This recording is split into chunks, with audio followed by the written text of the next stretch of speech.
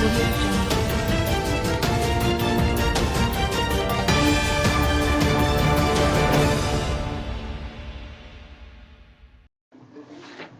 வணக்கம். செய்திகள் வாசிப்பது பத்மா சகாதேவன். கிருஷ்ணகிரி மாவட்டம் காவேரிப்பட்டினம் ஒன்றியத்திற்கு உட்பட்ட பெருந்தலைவர் காமராஜர் 122வது பிறந்த தினத்தை முன்னிட்டு அகரம் ஐக்கிய நாடார் நலச்சங்கம் சார்பில் தலைவர் சோ தமிழ்ச்செல்வன் அவர்கள் தலைமையில் காமராஜர் படத்திற்கு மாலை அணிவித்து மரியாதை செய்தனர். இந்த நிகழ்வில் மாவட்ட ஊராட்சி குழு தலைவர் மணிமேகலை நாகராஜ் அவர்கள் படத்திற்கு மாலை அணிவித்து மரியாதை செய்தனர்.